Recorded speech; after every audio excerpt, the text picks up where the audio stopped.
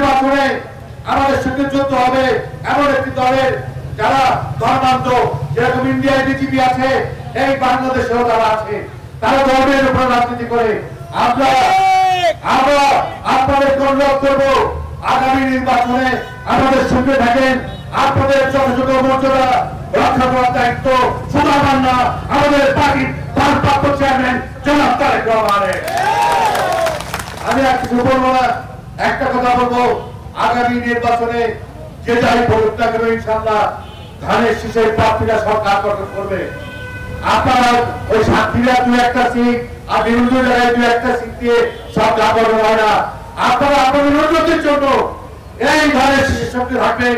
আমাদের চেয়ারম্যান ভাই উনি আপনাদের এমন জায়গায় নিয়ে এসছেন।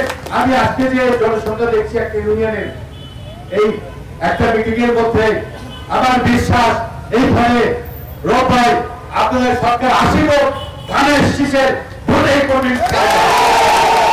বাংলাদেশ জিন্দাবাদ, বাংলাদেশ জাতীয়তাবাদী দল জিন্দাবাদ। সবাইকে ধন্যবাদ। এ পর্যায়ে আমি বিনা প্রতিদ্বন্দ্বিতার বিজয়ী ব্যক্তিদের নাম ঘোষণা করছি। এখানে সভাপতি হিসেবে নির্বাচিত হয়েছেন মোহাম্মদ রেজাউল ইসলাম। সবাই একটু তরকারি দিয়ে ওনাকে শুভেচ্ছা জানান।